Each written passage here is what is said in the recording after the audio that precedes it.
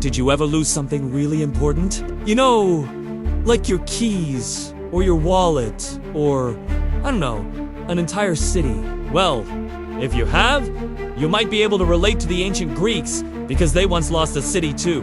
And this wasn't just any city. They say it was more powerful than any empire that came before or after it. But even though it was so great, today nobody even knows where it is because the city vanished overnight. So the question is, was Atlantis real or just a fairy tale?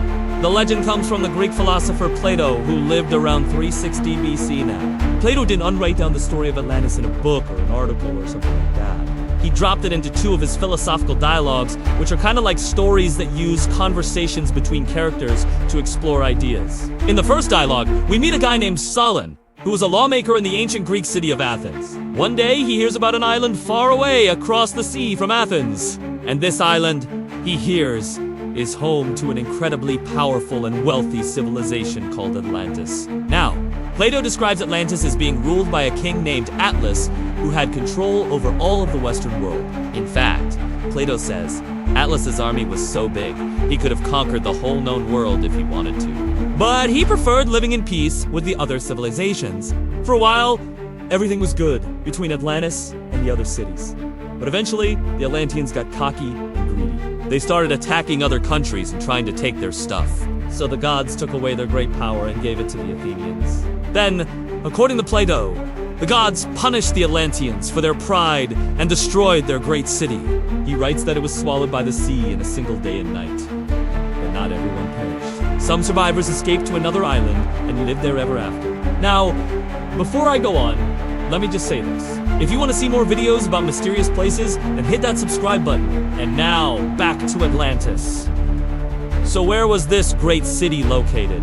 Well, according to Plato, it lay beyond the Pillars of Hercules, which is what the ancient Greeks called the Strait. That's now known as the Strait of Gibraltar. And that's pretty much all the clues we have.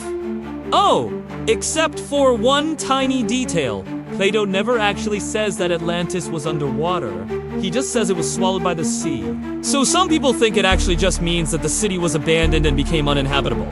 Maybe it was cursed, maybe it flooded, but either way, it's gone. And if that's true, then the reason Plato wrote about it is because he wanted to warn future generations about the dangers of greed and hubris. But there are a lot of people who don't like that theory. They think Atlantis was definitely underwater, but they can't agree on where it went. There are people who believe it's hidden somewhere in the Atlantic Ocean, but there are also people who think it's in the Pacific.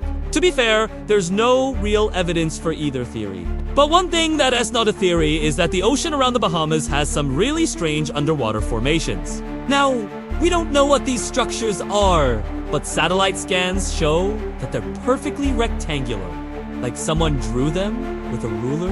And according to some reports, the Bimini Road looks exactly like a map of the lost city of Atlantis. Of course, that's just what some people want you to think. There are plenty of other places that look suspiciously like Atlantis, like this submerged island off the coast of Spain. What's going on here? Was Atlantis really swallowed by the sea? Or is this just another case of wishful thinking? Well, I'll leave that for you to decide. Just remember, whether it's a warning or a wonder, you won't find anything if you don't follow. So hit that subscribe button. Then watch this video about the real reason the Titanic sank. Or this video about the secret city that nobody can find.